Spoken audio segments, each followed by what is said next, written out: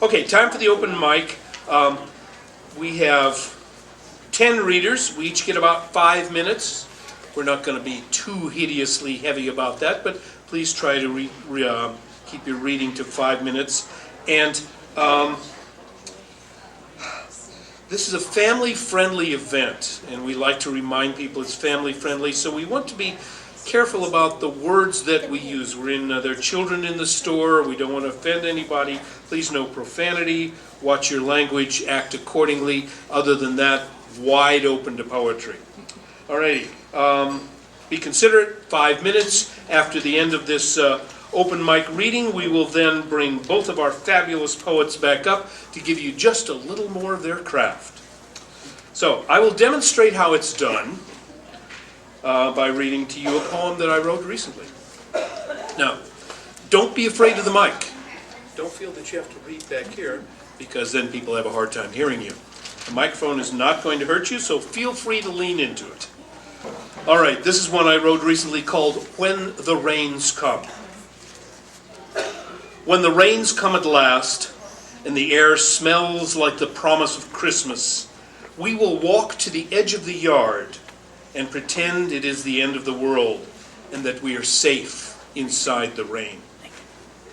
When the rains come at last and the air smells like smoke on a golden day in spring, we will sit by the window and toast each other's shadows with the sweet drink of forgetfulness, hoping the rain will hide us from the cruelty of time.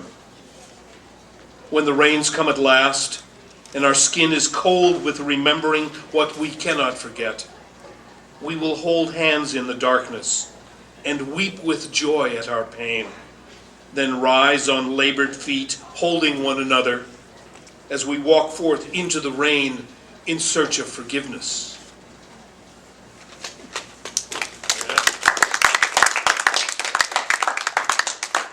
So I would like to bring to the microphone our dear friend Eric Muller. Come on up and give us some poetry, Eric.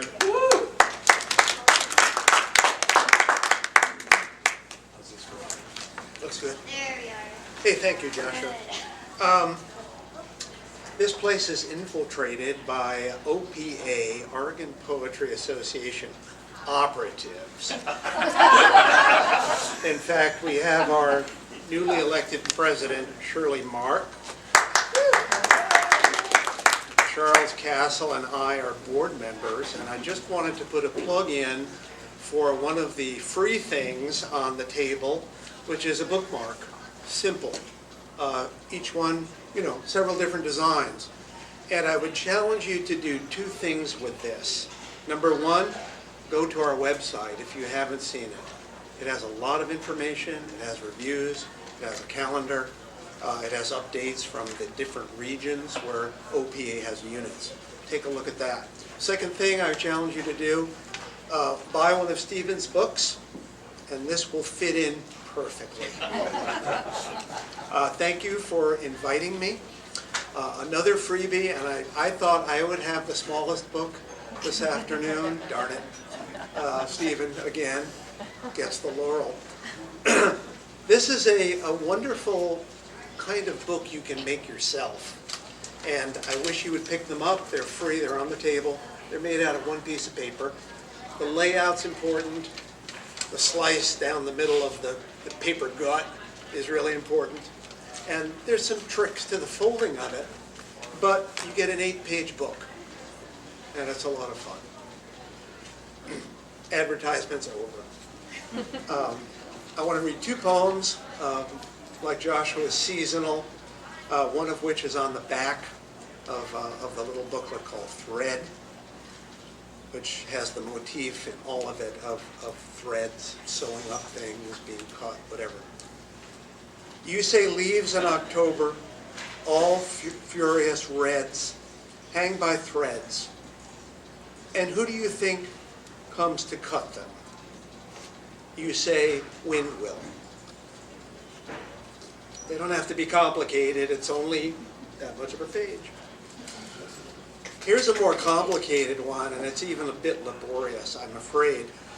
We had a wonderful retreat. Jenny Root was the impresaria of that caper. It was a weekend up in Wendling area. Teepee Village is the name of the resort. And Mill Creek flows along there. And Mill Creek is quite an interesting little tributary to Mohawk River. And if you know Marcola, and if you know where the Mohawk High School is, across the bridge, you're on your way on what's called the Wendling Road. It dead ends where there used to be a huge mill. It's all gated now. It's tree regeneration at this point. So sitting by that creek and thinking about the history, and it was early fall in a way, or certainly late summer in August, I wrote this poem, and it was a devil of a poem to finish. When you start out doing what is sort of a picture poem or a mood poem, it doesn't have a rhetorical vector to it. It's sort of like ekphrastic poetry. You're just dabbing here and dabbing there, and by God, how do I finish all these dabs, right?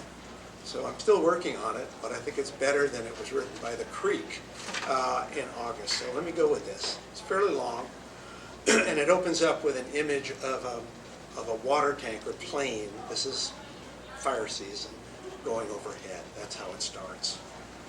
Mill Creek, Teepee Village. A water tanker's flight through this afternoon makes a lazy, weighted drone as its props spin to bear it up. Mill Creek had flow once to turn a turbine upstream and float a pond of straight grain fur. August now, the creek sounds a low chuckle or slap, swerving or meeting rocks more out of water than in it. Blotched gray of creekside alders reflects the water, limbs drink and lean above. Limbs, no better word for branches, and crotch where limbs diverge, moss placed neatly. A leaf in season shows its nature by falling, many in a gust touching down on water. Others come from where the mill was, floating high, attuned to water travel as they were to moods the wind brought. They keep coming along the creek, riding buoyant on this easy current. You like the ending? You don't? Okay. It's hard work. We do that if we're trying to do something good. Well, thank you for bringing us that experimental stuff. Nice, that beautiful feel of autumn that Eric brings up to us. Nice, nice, nice. Mill Creek, I wonder how it got its name. Okay, next we will have a poet by the name of Robert Nordstrom to read for us. Robert, come forth. I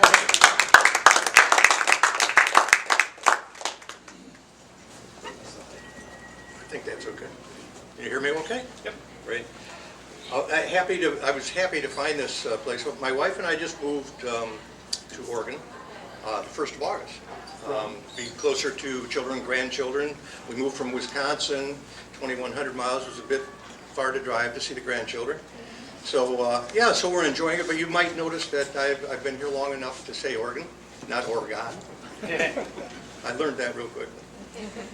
I'm going to be reading from my book, Sacred Monotony of Breath, which was published in 2015. And the first poem is Good Dog. My dog's a liar, and she isn't very good at it.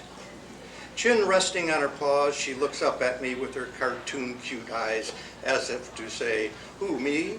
I have no idea what happened to the cracker." But I'm not falling for her mendacious ways. The soup cracker on the table was there when I left the room and gone when I returned. She has no alibi, no sentient ravenous being to blame. So we lapse into a meltdown stare down, which I know I'll win because she, like her peers, can't bear confrontation unless prepared to do something about it, and she isn't. I step outside and light a cigarette. This morning I told my wife I had quit for good. Looked her dead in the eyes and said, "That's it." She smiled sweetly and gave me a patronizing pat on the shoulder. I flipped my butt deep into the ferns and go back inside. Dog lies in the same spot, cracker on the floor under the table, not 2 feet from her quivering nose. Shameless, I pat her head. Good dog.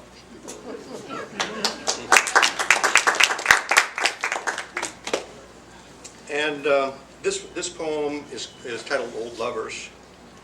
I wrote this several years ago, and this poem actually won the Hal Prize in Wisconsin, which is sponsored by Peninsula Pulse in Door County. Old Lovers. 2 lovers lie in bed, air thin between them, sealing a black cloud absorbing their dreams. Their hands touch, incidental contact. And in silence they begin their climb to gain a view, see where they have been, where they might yet go. Over there, one says. No, over there, the other responds. But neither sees what the other sees. The cynic says, see, there is no there, only breath, at whose peaks and valleys we die and are resurrected again. Ah, but these old lovers know better. Eyes closed now to open the view, calling, without you, I never would have gone there.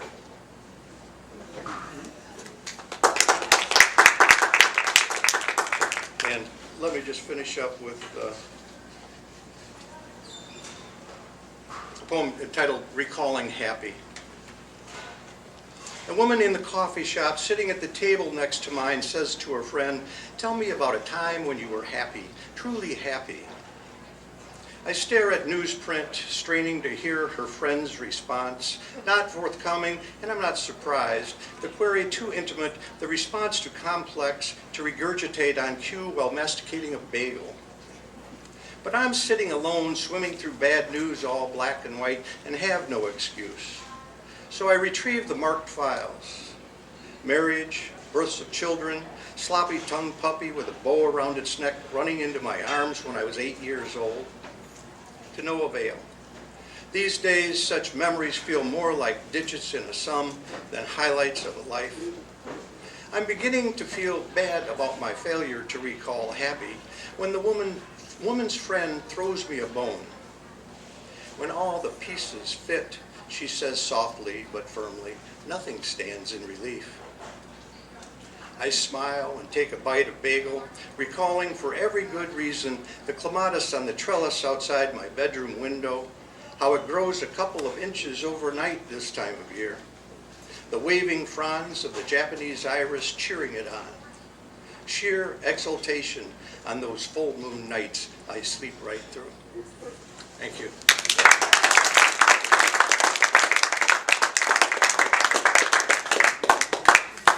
Thank you, Robert, for bringing us Liars and Lovers. Good stuff. And a little bit of happiness. Okay, we're going to have Mr. Young at Heart. Mr. Gus Daum is going to come forward and read some poetry for us. Come on up, Gus. He started writing poetry in his 80s. I remind you of this. I admire you, Gus. Please. Let's see, how's that for height there? Good. But I made it all the way up here. Yes, you did. He started this off with Seasons, which happens to be the title of the poem that I'm reading today. And it's typical for what I feel in here, for those of you who are shivering with me. Winter's brisk chill surrounds and fills the air. Only inflated promises remain, the springtime's bright promise, and seed catalogs with their vision of flowers and fruits beyond compare. The seeds grew to maturity, plants produced and bloomed, and returned nature's full bounty, a product of their nurturing. As summer faded into autumn, blossoms fell to earth, plants shriveled away to feed next summer's soil. So it is with man's winter, bones ache, joints creak, eyelights dim, eyesight's dim. Once a bright vision in his parents' eyes, the child is shaped by love and time into a world beyond parents' own. The child blooms into maturity. He too produces and prospers and fills his role until late autumn fades away. As the cold of winter finds him, as he fed next season's soil. Thank you.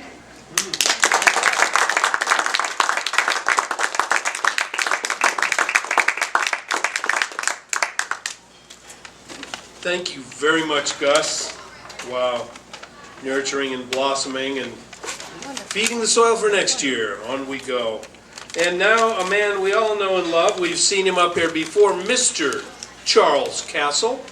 Come forth to read for us. Charles.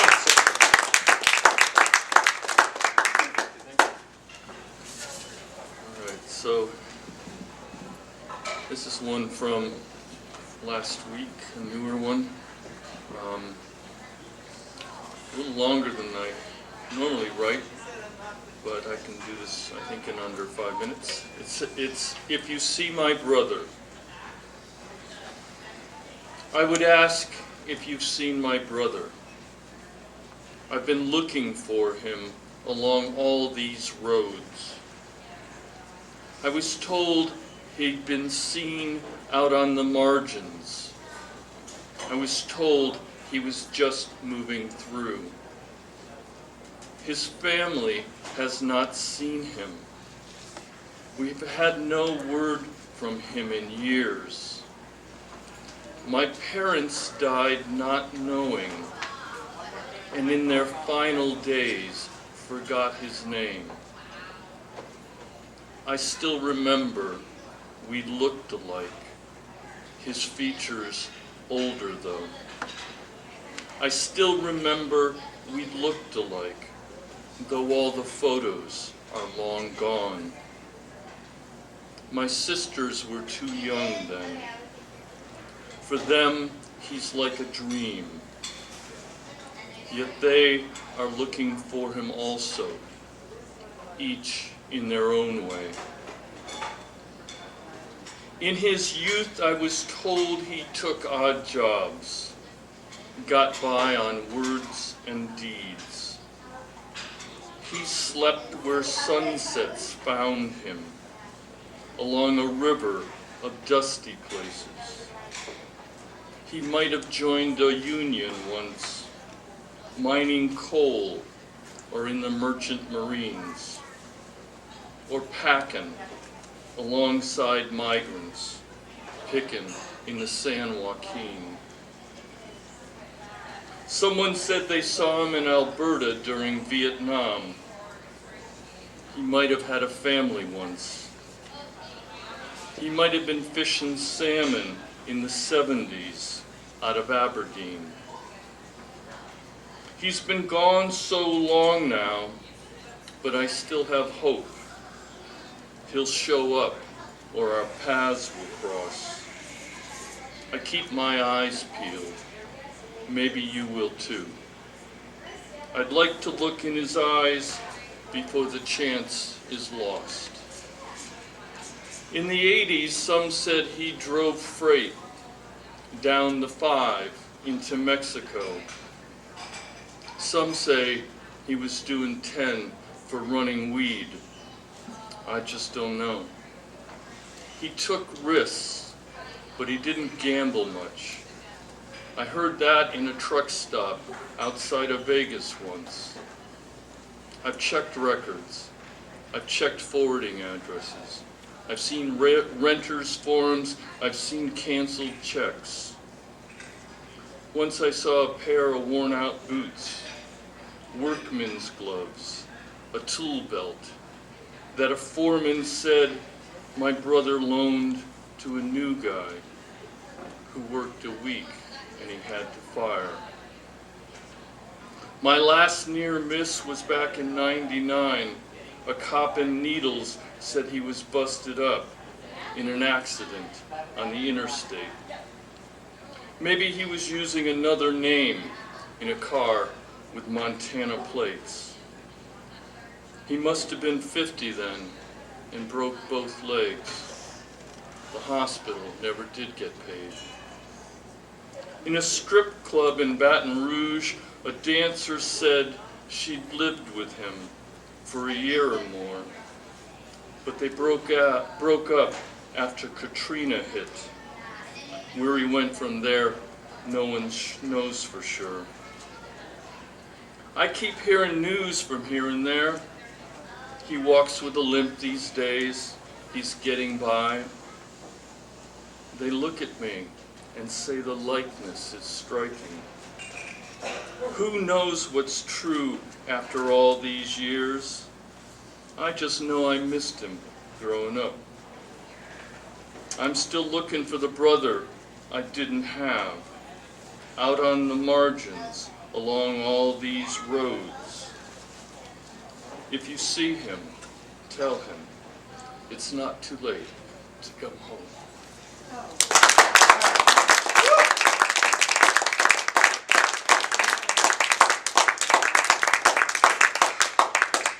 Charles always amazes me. I think we're all looking for that lost brother. Thank you so much, Charles. Good heartfelt poem. Ooh, and let's move onward. We have another wonderful poet, Sabina Stark, is going to read for us. Come on up, Sabina. Thank you. Yeah, let's see. How's that? There you go. Super. Okay.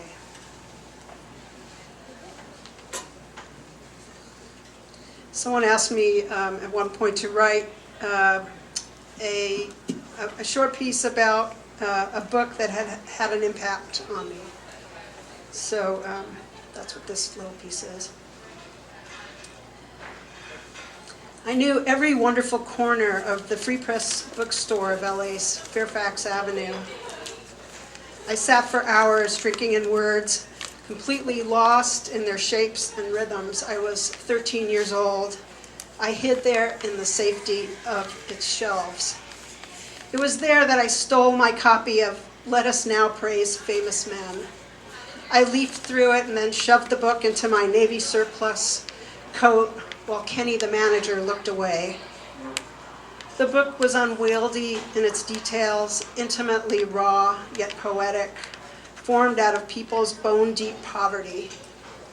James Agee's stories and Walker Evans' images prompted my U.S. history term paper that year, The Farmer's Depression. The book spurred me to hitchhike to LA's downtown library and spend several hours digging up news articles about American rural life in the 1920s. Before this fat paperback landed in my lap, I didn't know that Appalachian Americans were already starving 10 years before the Great Depression hit the northern cities, or that there was a form of slavery called sharecropping. I was a city kid, but I had been knee-deep into old-timey mountain music and heard, wake up, darling Corey, and who's going to shoe your pretty little foot, wailing inside those pages. I warbled those story songs, sitting lotus position on the grass, upwind from the La Brea tar pits in Hancock Park, picking and strumming on my sister's boyfriend's flat-back mandolin, till strangers with guitars and reefers gathered and strummed with me. How was it we were caught? Echoed in my head between the notes, and, but I am young and strong. Girls and women, boys and men, locked for generations into a suffocating indenture and baby making. They seemed as lost in the current of life as I felt, 2,000 miles away with plenty to eat, warm blankets and coats, and enough quarters to wash my clothes in the coin-operating laundry 2 blocks away. Years later, I sang my sweet, clean-smelling baby to sleep, softly crooning, Shady Grove, my little love, Shady Grove, my own.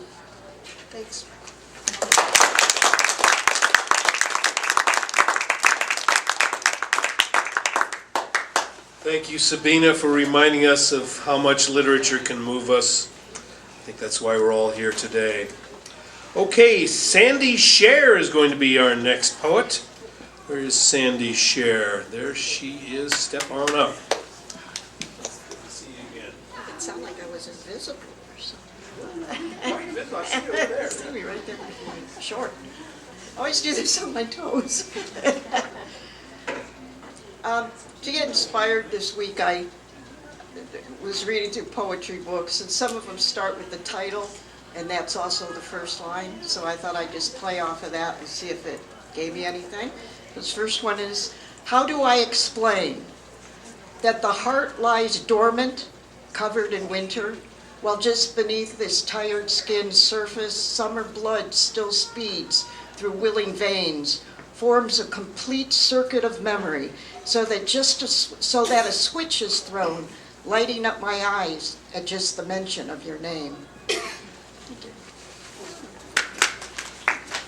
And then I thought, well, that worked, I'll do it again. So the title of this one's Picture Me. A bony 7-year-old, little pixie haircut and skin knees, squirming on a polished bench at one baby grand, while my formidably built piano teacher sits at another, pounds out an eerie chord, and in a voice as kind as she can muster, knowing her sorry slip of a student is hopelessly tone deaf, asks, major, minor, seventh, augmented, or diminished? Hoping to buy some time before offering my best guess, I ask her to play it again. A year and 52 lessons later, she beams as I correctly respond to majors and minors and even an occasional seventh. A true story. I had this really good piano teacher, but boy, she was scary. Monsoon in Phoenix. Every drop of rain, a note in life's chorus. Tonight's program, a dirge. She wraps the night around her, a blanket of stars respectfully absent. The moon off favoring some distant dark. This sky laments with angry tears and shudders white, moans from mountain to mountain, while the desert around her sings a joyous thanksgiving, and a newborn flower sucks in the blessing and rises from the desert's thirsty heart.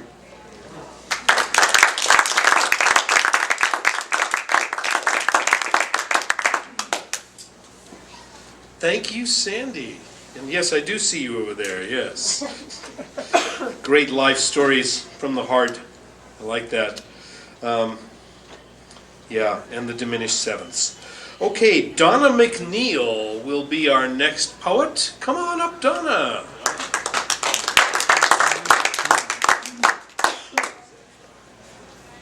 A little bit higher. Yeah. Thank you. I think we're all prompted in some way to respond to the news that we're hearing these days, as Charles mentioned earlier on. And this was a response I had in the past 2-3 weeks. It's called The 11th Hour.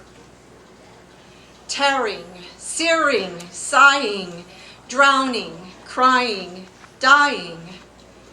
How did we get here? Weather and politics at extremes, division rife, wars obscene, ignoring what's happening behind the scenes, seduced by the good life, all America's dream. Climate change evidence acknowledged in the past, quashed by corporate influence. 40 years later, the road not taken led to environmental devastation.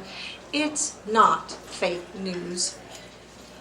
Blissfully avoiding what we don't want to know, signs and signals disregarded, and the sands running out, options getting fewer as the challenges mount. It is the 11th hour.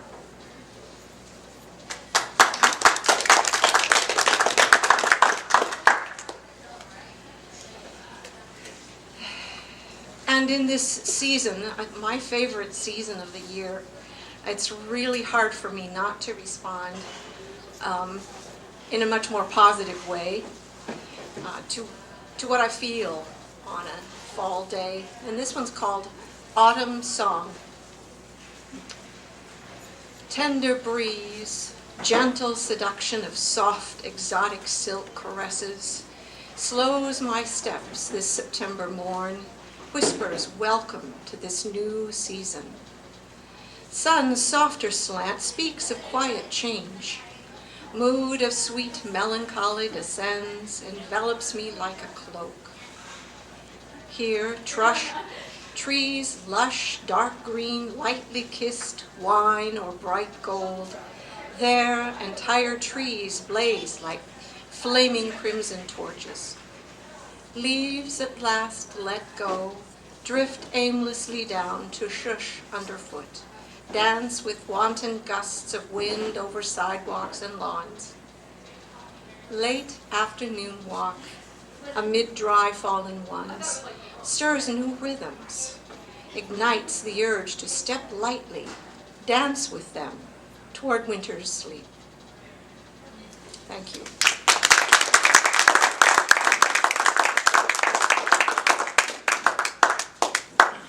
Yeah, I think this is a wonderful time of year. In lightness and darkness, thank you for bringing both of them and lightening us up, of course, at the end.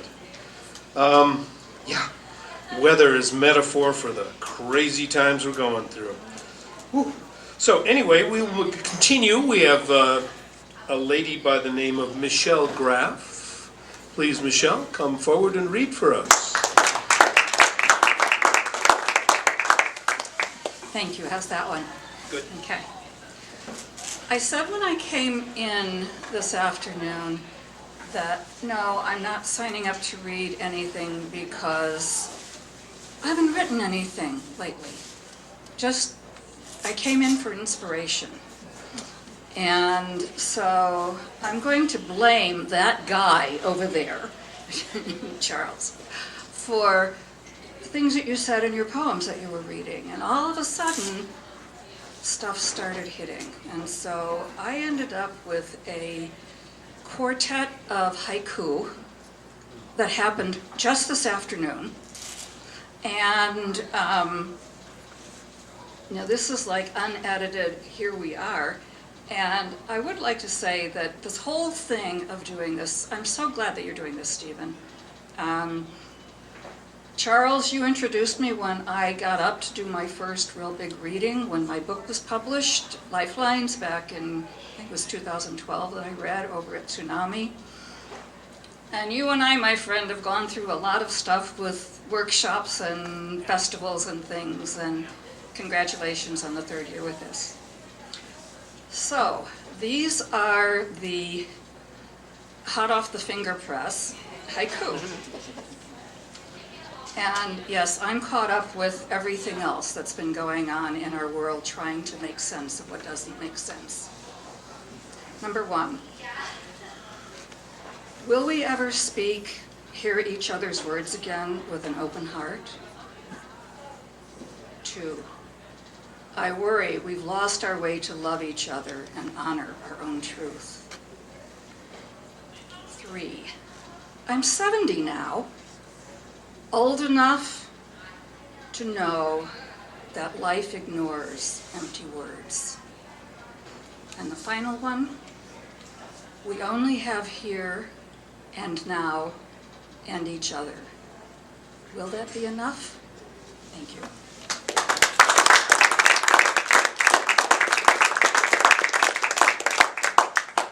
Very nice, hot off the finger press, and yes, here and now we have each other. I think that might well be enough. Let us work for that. Indeed. We have another poet, a guy by the name of Wayne Westfall is going to read for us. Wayne, come on up here.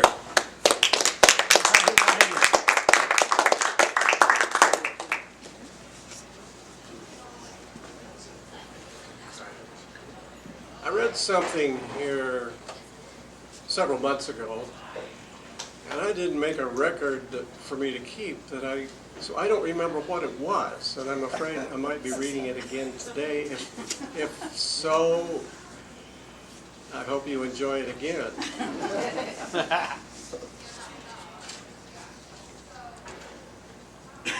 This is titled Winners, and it's sort of like 4 chapters, if you will, 4 short chapters. Winners. Among the winners on the stand, she waves to fans assembled there. Her trophy tightly clutched in hand, she pumps a fist high in the air. She brings her hand to waiting lips, as if to taste the moment sweet, then kisses what she tightly grips and smiles, now one of Earth's elite. She gathers up her hard-earned prize, then leaves the covered sporting dome, and as the sound of music dies, she takes her golden medal home. Before the fans, high in the stands, they pump their fists and jump and shout. The trophy raised by muscled hands is what these guys are all about. One brings the prize to waiting lips, as if to taste the sweet success, then kisses what he tightly grips and ventures forth a long caress. They gather up the sleek award and wave to likewise thrilled supporters. The silver football, a fit reward, they're ready now for peaceful quarters. That would be Super Bowl. The victory sign he boldly makes, his caddy standing closely by, then shakes a fist and firmly takes his trophy upward toward the sky. He puts it to his waiting lips as if to taste a winner's bliss, then grins at what he tightly grips and lays thereon a winner's kiss. He lifts his eyes and bravely tries to give release to what he craved. This silver cup, this hard-earned prize, he must give back to be engraved. That's golf. It's U.S. Open.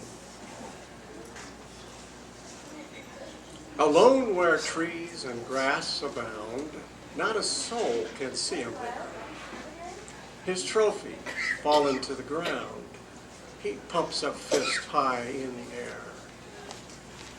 He cups his hands at waiting lips to add some warmth to fingers cold, then jumps and shouts and slaps his hips, emotion free and uncontrolled. In time, his hand and lips rejoin, his trophy in a different state.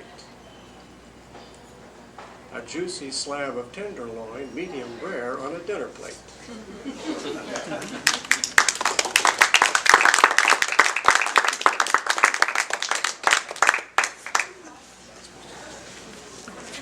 Ah, yes, the trophies we have. They all seem to kiss those trophies. Wouldn't we all? Now, wouldn't we have been enjoying this wonderful poetry by our 2 major poets? And we are going to ask them to come back on up to the microphone. Charles Thielman, please come up and thrill us one more time with some more poetry.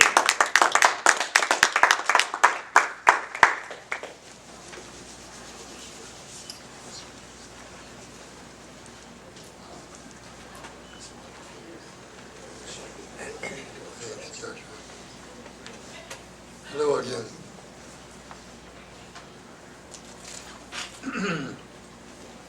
So one of the series or styles of poetry, kinds of poetry that I write, has to do with working basically in factories. At one point I was a chief shipping clerk in a factory in Chicago. I drove Teamster truck in Chicago. I loaded and unloaded trucks and boxcars. And I really enjoyed those jobs. You know, work crew, dripping with sweat, working together, laughing, and having a good time, and telling their life stories. This one comes from one such experience. It's titled Autumn on the Loading Dock. This also is a late shift. The night sky rolls its dream of white shells from ridge to city ridge as lampposts pour orange light over factory lot cars. Arms bare, biceps to work gloves. Unload a boxcar, then load a truck. Unload a boxcar, then load a truck. Machine parts hauled to sea, to oiled sea. Night shift stretching past dawn, their longest break taken at first light. A woman passes photos of her baby around, has real spurs, ribbon, silvery light. Match flared, a cigarette ember. I stand long on dock lip, bird songs rising from the hills. My eyes shift from lukewarm on the downslope of 10 hours straight, overtime at the boss's command. Friday, one long drag, a boulder uphill, as fatigue siphons light from spirit, strength from muscle. I stand long before turning.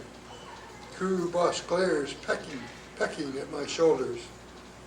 Train wheel on horizon, another truck backing in. Crew joke, sparking laughter.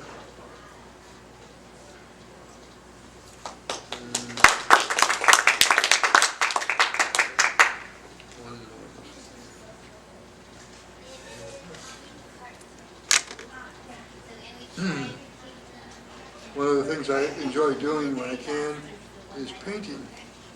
And I've had, years back, I actually had worked in large galleries in Southside. Brag.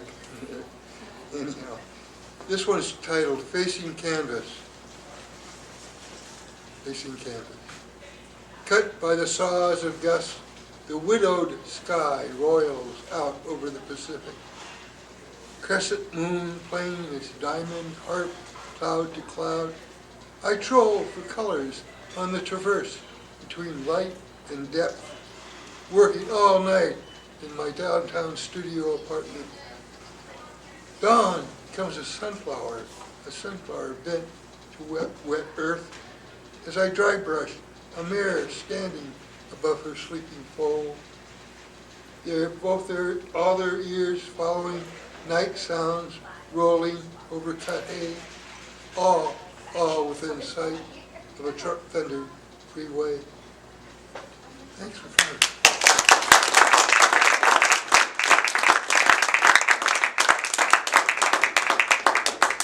A little more enthusiastic applause for our friend Charles Thielman. Thank you, Charles. Yes.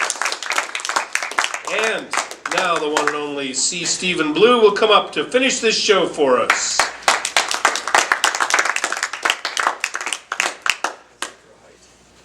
Let's see, that looks pretty good. Yeah, my stuff, my equipment, I know what to do with it. So, hi again, everybody. I would really like to thank all the readers today. It's been great. And I was going to do one poem to finish out our little soiree here.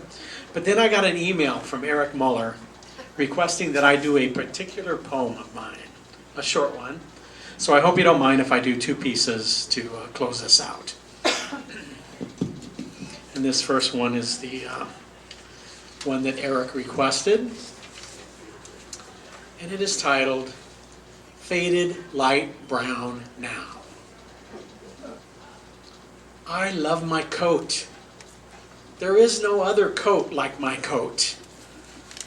This coat, which you gave me over a dozen years ago at a cozy Christmas for two in a small log cabin with a wood stove. a small live tree we brought with us, under which stood a huge box with this coat to keep me warm on the long opera days, 8 a.m. to midnight in production. Still keeps me warm, cozy, in Oregon now, with its roomy hood, protecting me completely from the rain. Frays along the cuffs now, faded light brown now. It still feels so good, fresh out of the wash.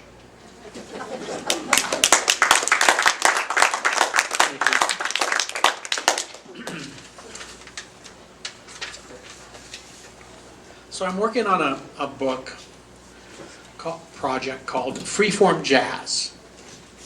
And part of it is comprised of poems that I like to call amphigoury poems.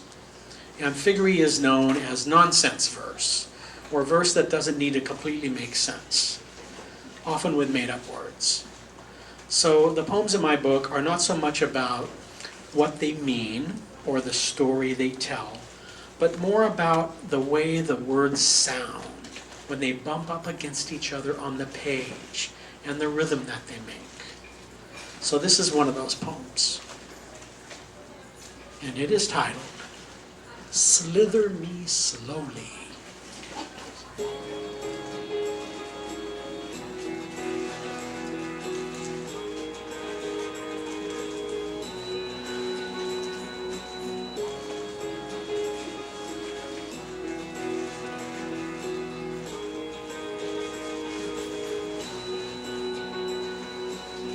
Reflections of softness, boxed in a bash. Circles now broken, bound to make hash.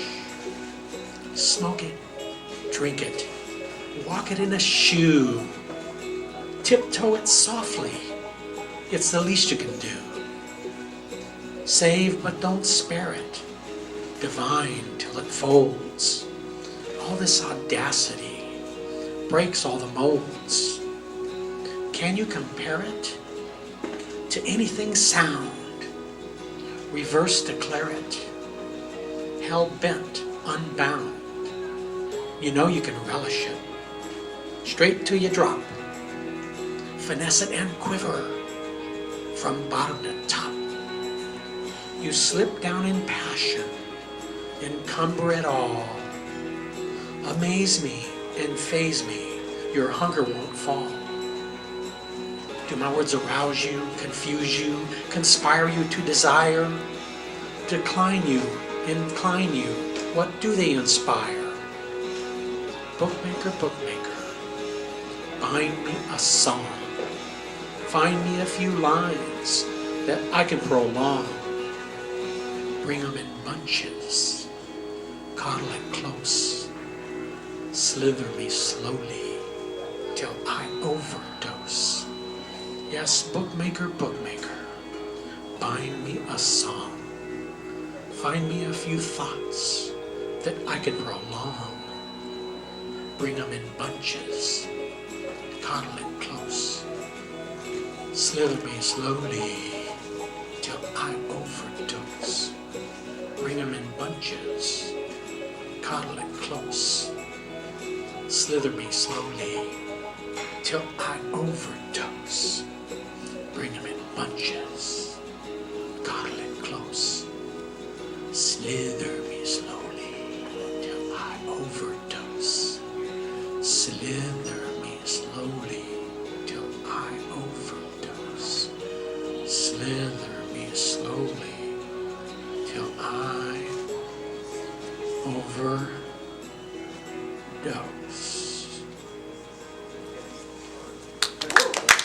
Thank you. Thank you so much.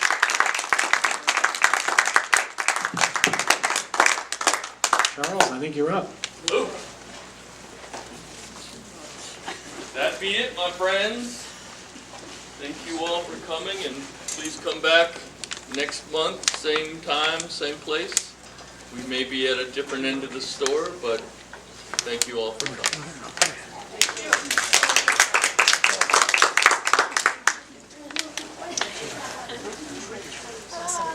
Nice Nice to see you. Good reading right away.